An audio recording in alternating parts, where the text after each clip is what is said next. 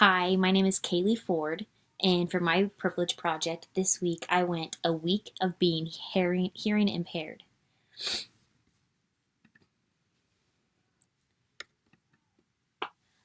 The main reason I chose this privilege to give up for the week is because my brother has had multiple brain surgeries and has ended up with hearing loss um, in both the ears. He has gotten in trouble multiple times in school for being distracted or getting off task, and I've always wondered if it had something to do with his loss of hearing. Um, Many teachers have said that that is the reason that he is distracted and whatnot. But after being introduced to this project, I thought, I wonder what it is like to be like him, to have lack of hearing. And him in particular, he's a teenage boy, and he has probably the most discreet hearing aid I've ever seen in my life. You can barely see it, but he still refuses to wear it because he's scared of getting picked on or made fun of or it being in the way. But so he still has these problems with his lack of hearing. The first day that I took on this project, I went to the grocery store. No big deal. Didn't think I'd even notice anything different. Um, but I could not believe the stares that I received. Um, I I will show pictures in a few more slides, but I had noise block headphones, so I had a little string hanging around my neck. So I mean, it's obvious that I was receiving stares, but I just got to thinking, if I was a male with no hair, um, it is probably noticeable for some people with hearing aids. I included a picture in this slide that you can see that man's hearing aid, which it is very, you can barely see it, but just the thought of it is a difference, and I'm sure he does receive stares for it. Um, but my experience while I was at the grocery store is I paid more attention. I couldn't hear people walking it behind me. I couldn't, hear everything that was going on. So I noticed that I was more aware of my surroundings. I would constantly look and be stopped behind me to see if anybody was coming. I was constantly just paying attention. I think that made my grocery trip a lot longer because I wasn't just in and out of the store. I was actually having to be aware of everything going on. Day 2 and day 3 happened to have Christmas parties. On day 2, it was my big family Christmas party. It was my dad's entire family. He has 8 brothers and sisters, and they're all grown. So I think I have somewhere around 100 just first cousins.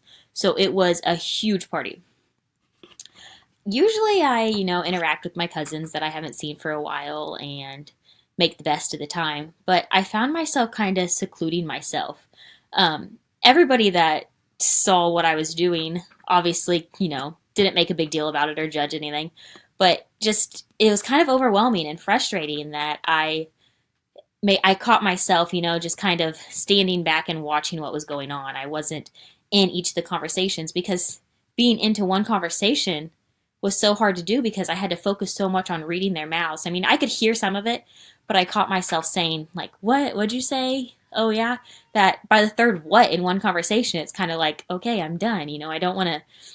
I'm sure they're getting frustrated by having to repeat themselves, so I would just stop that conversation. And that makes me wonder, is that why my brother has social problems? Like he has friends obviously, but he has been in many social situations where he doesn't make the best decisions, and it makes me wonder, does this hearing loss have anything to do with it? Um, Day 3, it was my husband's family's party, and it is a lot smaller. It was just his immediate family, so just his parents and his 2 siblings and their families. And it was a lot easier to deal with. I was able to easily talk one-on-one and that kind of thing. I mean, I still did catch myself where I was like, I wouldn't go way overboard to go make conversation with somebody because it was more of a task to do than just saying, just being able to have the general conversation. Day 4, I started working on homework for this class, actually.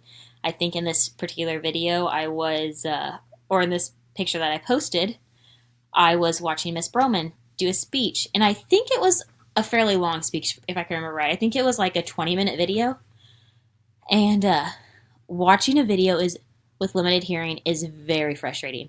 The first 5 minutes, I was like, oh, this is no big deal. I was able to turn up the volume and just focus, read her lips, basically. As you can see in that picture, I have a little yellow string, and that was my cord for my noise-canceling headphones. As you can also see in that video, there's my daughter on my lap while I'm watching the video, so that might have contributed to my frustration. I couldn't just focus on reading Miss Broman's lips. I also had my child all over me. But this probably isn't the best comment to make since Miss Broman's going to be watching this video, but I caught myself again super frustrated, and by the end of her video, when there was like 5 or 10 minutes left, I caught myself just kind of dazing off and not really paying attention to the video because I was so frustrated and I could barely hear her. And by this point, my kids had went to the other room, so it was clearly just the hearing loss that was making me so frustrated at this point. That I wasn't able to, I was losing interest because I didn't have that motivation to sit and stare at the lips the whole entire time. I can't imagine what students with hearing loss have to go through daily in school. Just crazy. Day 5, I had another learning experience. I went to a paint party where there was about 10 of us girls that followed a paint instructor to paint a picture.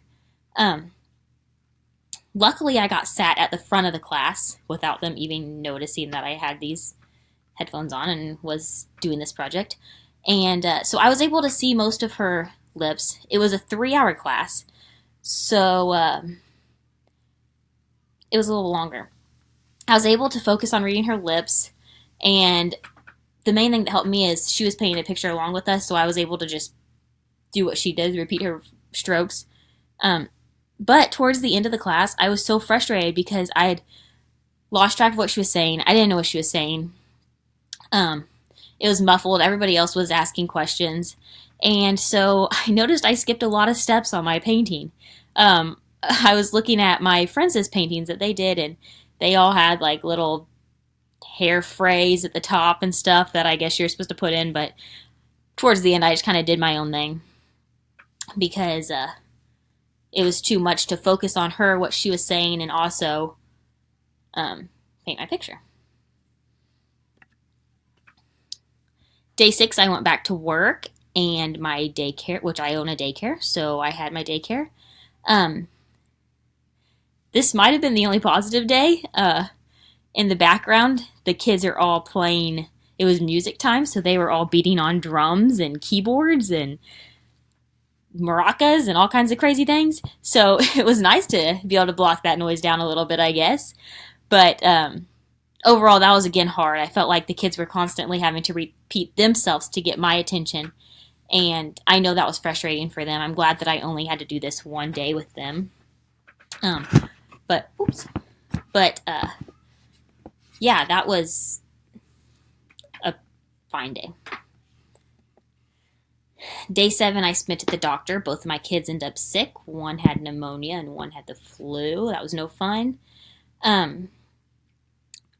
I tried really hard to hide my headphones this day. I tucked the cord underneath my hair. And because at first I thought, oh, this is the last day. Maybe I can just cut it short and not do it today. And then I thought, no, like people that have to go through this on a daily basis can't do that. So I decided to just suck it up and do it. I felt like I asked a lot of questions, and I still didn't feel like I received everything. I know I was frustrating the doctor because I had to kept saying, like, what'd you say? And I felt like they had to talk to me less, like I was less educated. So they kind of dumbed down everything when I didn't really want them to dumb down it. I just wanted them to talk louder about it. I actually left the doctor's office and still didn't feel like I had all my questions answered, so still had to call the doctor back later to ask a few more questions. I don't know if that was because I didn't hear what they were saying, or if I just had gotten to the point that I was frustrated and my mind was boggled that I decided to call them back later. But regardless, I think that it would have been easier and I wouldn't have had to make that extra phone call if I would have had my full hearing. My analysis of this project, I mentioned multiple times how distracting it was and how easy it was to get frustrated. I know for a fact now that that is the reason my brother would act out in class. He would get in trouble for doodling on his paper or not paying attention. And I so know why. Like, I mean, if you can't hear the teacher, why keep asking questions at some point, you know? Um, it's easy to just give up, I'm sure. Like, okay, like I got lost 5 minutes ago. I'm not going to ask about that same question. I'm sure everybody else is frustrated with me asking questions, so I'm just going to move on and do my own thing at this point. That's exactly how I felt during that class, during that paint party that I did. I also do feel bad for him. I feel like you do get a lot of judgment. Not only negative, like, oh, he has a hearing aid, but like sympathy almost. Where I bet that makes him feel awkward. Planning ahead. I think seating chart is a big deal. I want to make sure my students have direct visual access. I don't want it to make a big deal to the student, though. I don't want them to think, oh, she's sitting me front and center of the class because I can't hear. Instead, I want it to be strategically placed where they can see me at all times, but it's not he's a standout because he has impaired hearing.